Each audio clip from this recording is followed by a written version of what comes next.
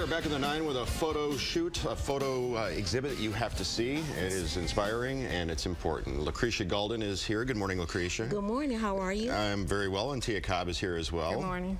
What is the NSO Bell Building, for the folks who don't know? NSO Bell Building is a permanent supportive housing program for the formerly homeless in the city of Detroit. All right, and Lucretia, do you live there? Yes, I've been there a little over 2 years, and it's still very exciting. Even by talking about it, I still get very emotional. Why? Because from my transitioning from where I've been to where I'm at now, that's why I say it's like very emotional for me, and it's still just exciting just even to be there.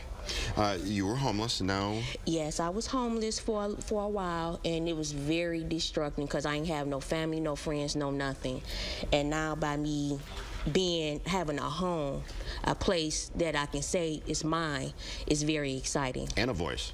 Yes. The Photo Voice, right? Yes, the Photo Voice. Tell us about that. The Photo Voice is a research project that partnered between Oakland University's public health policy class and the Bell Building, and it was formed to empower the homeless, to empower the tenants in the program so that they could speak out for themselves, advocate for themselves, and to enhance their lives and move forward. We are looking at some photos right now from the exhibit. Yes. Yes, I believe that we had a ball doing it, and that just got to express on how we are and how we feel, especially a person like me that didn't know how to take not a picture in sight. So it was like very exciting, going out into the community and just taking pictures and just having fun. What do you like photographing? Now some of everything now, because I notice there's no wrong picture. So everything, the clouds, the birds, trees, anything.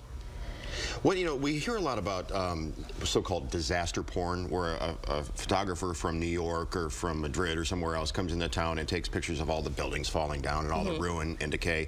What are they missing that you see when you look at your city?